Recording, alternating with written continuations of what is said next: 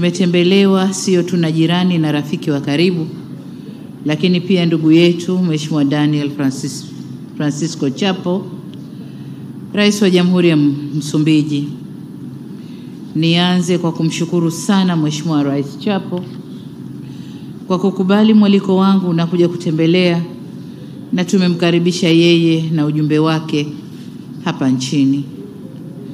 Baadhi yenu mtakumbuka kwa mwezi Juni mwaka huu, mara tu baada ya kupitishwa na chama cha Frelimo kuwa mgombea wa urais, Mheshimiwa Rais Chapo alikuja nchini ili kujitambulisha.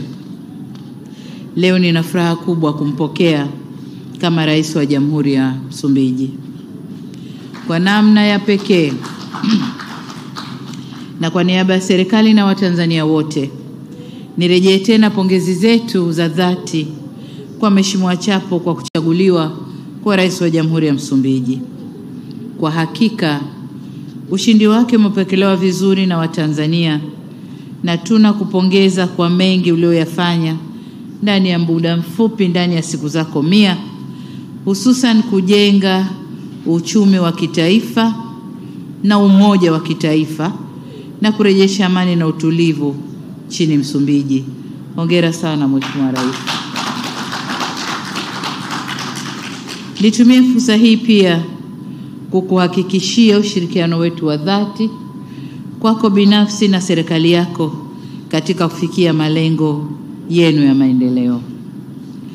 Ndugu wanahabari, Tanzania na Msumbiji sio tu majirani na marafiki kama nilivyosema awali, bali ni ndugu wa damu. Ndio maana jamii za Wamakonde, Wamakua na Wayao zinapatikana kote Msumbiji na Tanzania. Kwa hiyo haishangazi kuona tuna utamaduni, mila na desturi zinazofanana na watu wetu ni wamoja. Uhusiano wetu uliimarishwa zaidi wakati wa harakati za ukombozi wa waasisi wa mataifa yetu mawili, hayati baba wa taifa Mwalimu Julius Kambarage Nyerere na hayati mzee wetu Amani Abedi Karume kwa upande wa Tanzania, na hayati Edward Chivambo Mondlane na hayati Samora Moses Machel kwa upande wa Msumbiji. Viongozi hawa walifanya kazi kwa karibu sana enza harakati za ukombozi, na kama mnavyofahamu kuwa chama tawala nchini Msumbiji cha Frelimo kilizaliwa hapa Dar es Salaam mwaka 1962. Na kwa wakati wa harakati za ukombozi, Tanzania ilisaidia Frelimo kwa njia mbalimbali hadi kufanikisha kupatikana kwa uhuru tarehe 25 Juni mwaka 1975. Mwaka huu Frelimo inatimiza miaka 50 ya uhuru wake, na katika mazungumzo yetu Mheshimiwa Rais ametualika Tanzania tuwe kwenye sherehe hizi, nasi tumemwahidi uwepo wetu inshallah. Ikiwa ni takriban mwezi 1.5 kuanzia sasa kabla Msumbiji kuadhimisha miaka 50 ya uhuru wake, Mheshimiwa Rais Chapo atatembelea kituo cha urithi wa ukombozi hapa Dar es Salaam, kinacholenga kulinda historia iliyotukuka ya ukombozi kwa nchi zetu. Hivyo ninakushukuru sana Mheshimiwa Rais kwa ziara yako inayotupa fursa nyingine ya kipekee ya kuzidi kuimarisha uhusiano kati ya Tanzania na Msumbiji. Ndugu wanahabari, muda mfupi uliopita tumetoka kufanya mazungumzo na Mheshimiwa Rais Chapo na ujumbe wake kwa lengo la kuimarisha ushirikiano katika nyanja mbalimbali. Kama mnavyojua, baada ya Msumbiji kupata uhuru, serikali zetu mbili ziliendelea kushirikiana kwa karibu katika ngazi ya uwili, yani bilateral, lakini pia kikanda na kimataifa.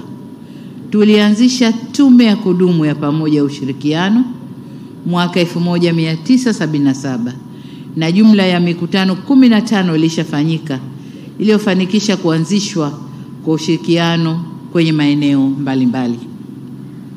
Eneo la kwanza ni biashara na uwekezaji. Kwenye mazungumzo yetu tumekubaliana kuwa licha ya ujirani na uhusiano wetu mzuri katika historia, lakini ushirikiano wetu wa kiuchumi bado haujenda sambamba na ushirikiano wetu wa kisiasa na kidiplomasia. Katika eneo la biashara na uwekezaji, tumekubaliana kuendelea kuboresha mazingira ya biashara na uwekezaji kati yetu, ikiwemo kuwawezesha wajasiriamali na wafanyakazi wadogo na wakati kufanya biashara kwa urahisi, yani tuwe na simplified trade regime.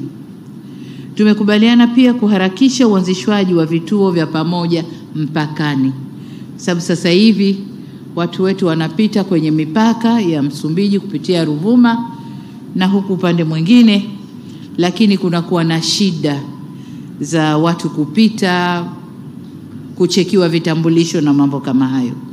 Lakini tukianzisha kituo kimoja cha biashara ambapo watu watapita vizuri pale Mtambaswala, tutarahisisha zaidi biashara zetu. Pamoja na hayo, tumekubaliana pia kuanzisha tume ya pamoja ya kiuchumi, na tume hii itakuwa na jukumu la kufuatilia kwa karibu zaidi yale tuliyokubaliana kushirikiana ili kukuza uchumi wetu kwa haraka. Kwa upande wa miundombinu na usafiri na usafirishaji, uhusiano wa kiuchumi unakuzwa na kuimarika kwa miundombinu ya usafiri na usafirishaji. Hivyo tumezungumzia kuhusu umuhimu wa kuendeleza ujenzi wa barabara zetu zilizoko mipakani zinazounganisha nchi zetu mbili, na kufanya mapitio ya mkataba wa ushirikiano wa usafiri wa anga, na pia kuimarisha usafiri wa baharini kupitia ziwa Nyasa, lakini pia usafiri kupita mto Ruvuma. Mawaziri wetu wenye dhamana za masuala ya uchumi na uchukuzi walikutana tarehe 6 mwezi huu hapa Dar es Salaam kuangalia namna ya kuimarisha uhusiano wetu kwenye eneo hili. Kwa hiyo kazi imeanza.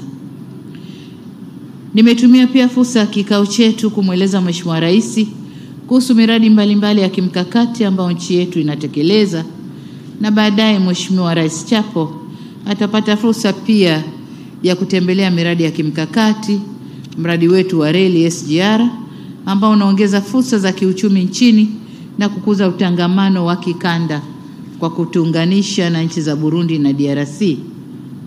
Lakini pia tatembelea mradi huo kwa sababu kama mjuavyo, Tanzania tuna azma ya kujenga reli ya kisasa SGR itakayounganisha bandari za Mtwara na Mbamba Bay na kule kwenye machimbo ya makaa ya mawe na chuma, Mchuchuma na Liganga, na kufungua ushoroba wa biashara kusini na kutuunganisha na nchi jirani za Malawi na Mozambiki au Msumbiji.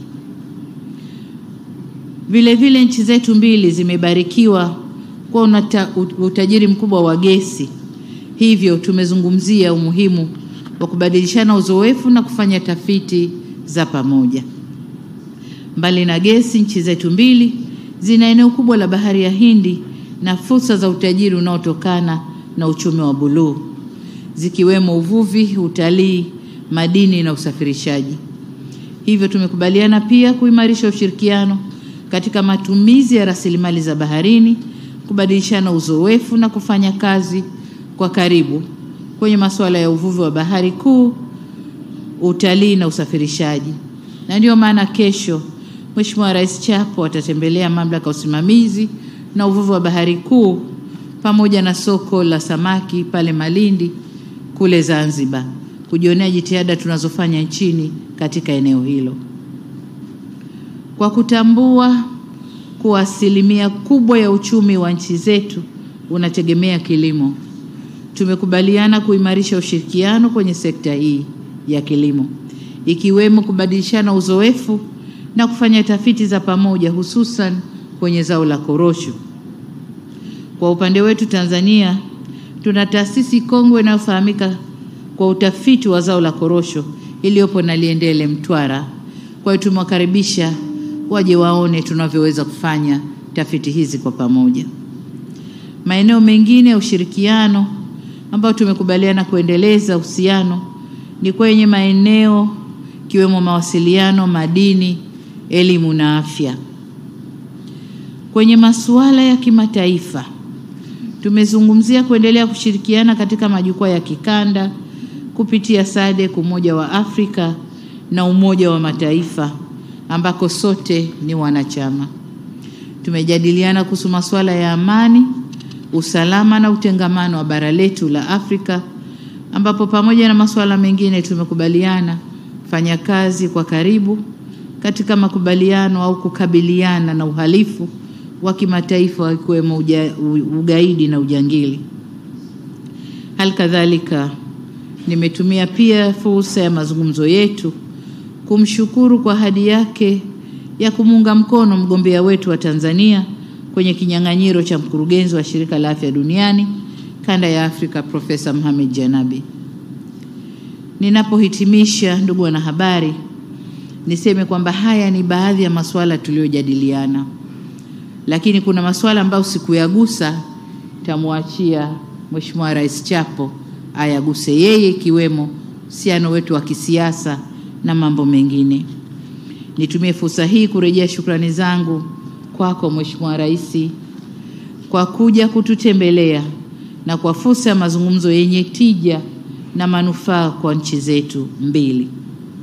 Hiki ni kielelezo cha uhusiano wa karibu na wa kihistoria kati ya mataifa yetu mawili na dhamira yako ya dhati ya kuimarisha uhusiano huu, na kushukuru. Asante sana.